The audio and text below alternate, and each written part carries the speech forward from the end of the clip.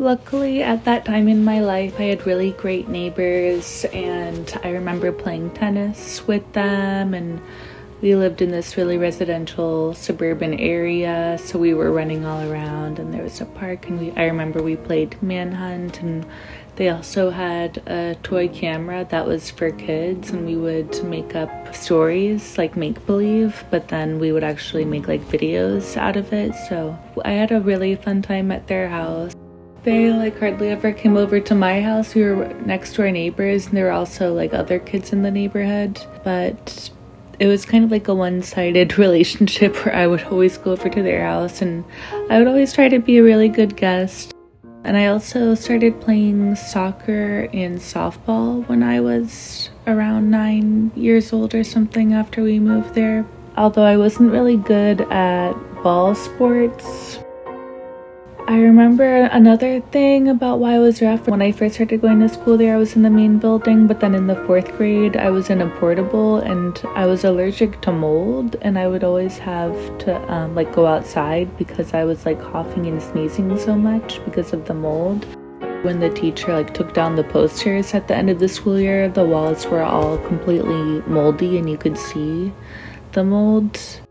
And in the 4th grade, I think I had like no friends at all pretty much. But I think I would see the people that I made friends with from the 3rd grade on the playground. It was pretty rough with the teachers like having really loud voice and screaming, and I remember even having to stand up to her for a kid because he was crying because she was yelling at him, and I was like, don't you think like that's enough because he is crying now and you're still like yelling at him? And then she kind of stopped, but she was a good teacher, and she would pass out snacks, but it was mostly about the standardized test and getting us ready for that. That was kind of the main curriculum.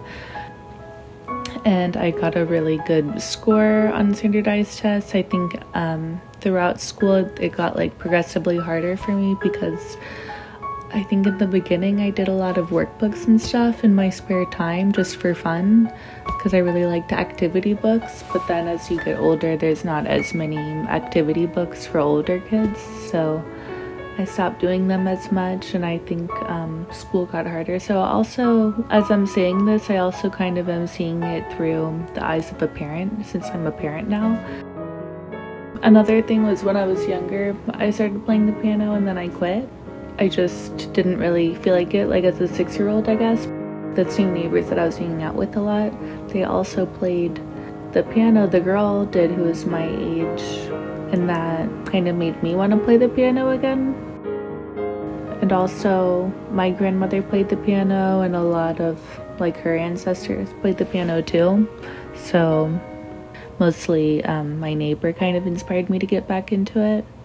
And then in the 5th grade, I went to a private school because the public school was so bad that I was like crying on the way to school, asking my mom not to take me. And then I kind of got a fresh start at private school. So my mom started dating her boyfriend again, who I kind of mentioned before, and he moved to Florida to move in with us. When I was 10, also, my great-grandfather passed away, so that was kind of a mixed bag. My self-confidence was pretty low, and I just wanted to kind of make friends and fit in, and kind of like the feeling of wanting to get it right this time at school with like this fresh start. I remember I had a boyfriend.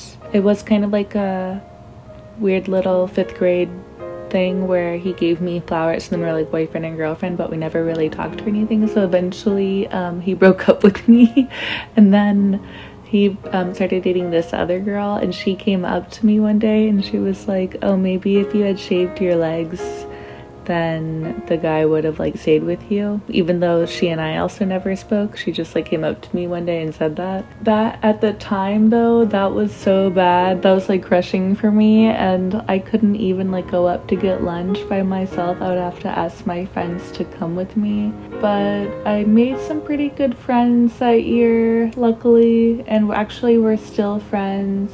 One of them just came to visit last month from Florida. I also started taking piano lessons because at that school there was a private lessons teacher for piano. I also was doing choir, and I went to Allstate Elementary School choir, and that's when I met Mr. Lieberman, who was the director of the fine arts department at that school. And then later, towards the end of the school year, we also got this dog named Kramer, who I had for 13 years. It was a golden doodle. I always had big dogs. And then we also went to Paris that year, and I think that was around my third time out of the country, besides going to the Bahamas and Mexico and Belize when I was younger. Then I went to the 6th grade, and also another thing about this school was it was a really materialistic school. So since it was a private school, it was like kind of fancy, and also, you know, it's in South Florida. And one day I remember someone told me you have to get Nike Shox, and you have to get, I remember that, and I remember there's like a couple of other things. So my mom actually like got the stuff for me too. I guess my mom also wanted me to have like a fresh start. I was kind of popular, but then I kind of just like found my groove, and I really liked my teacher that year. So then also with my mom, like with her boyfriend moving in, I think my relationship with my mom started to go kind of downhill too. And going into middle school, my mom told the dean to kind of watch out for me. And I don't know if she told the principal that too. And I don't know why she did that, because I kind of felt like it gave them like a license to kind of pick on me in middle school. I made some more friends. I continued doing acting. I did the school play in the 5th grade. I continued doing softball, even though I was really bad at it. And I think the coach like stole my earrings after she told me to take them off. I began doing jazz band, which was a really big deal for me because that kind of changed the way I played the piano. And the jazz program at that school was really good. The fine arts program there was really good. I even had acting class with Ariana Grande, went to that school perchance, and since we were in middle school together, I think she was like a grade older than me, but since we both took acting, we were like in the same acting class. I would also get in trouble a lot. I think part of it was that I was bored in class, but I would mostly just get like dress code violations. I continued kind of having like financial worries as a kid, and kind of like my mom did too. And I would always kind of ask her for this or that, and then one week she kind of got me everything that I'd been asking for. Like I think I'd been asking her for a sidekick. I finally got the sidekick I'd been asking for, but then like everyone had the iPhone then, so that was like a little bit of a bummer. I also got like pink tips that week and Birkenstocks, which were really in, which I still wear because they're just comfy. Then I had to cut my hair because you're not supposed to dye your hair with the dress code, but then there were a lot of other kids who had colorful, like unnatural hair colors, but I was the only one who was made to cut their hair. The whole lunch scene at the cafeteria was like too much for me. It was loud, and then it was like really competitive on where to sit at these like long tables. I think I became really disillusioned and kind of gave up on the whole social scene there, and I started just sitting in the band room. My whole kind of personality changed too, from I don't know, I think being more like preppy to kind of being more like emo, and I even started doing like self-harm, and I think I was just really lonely.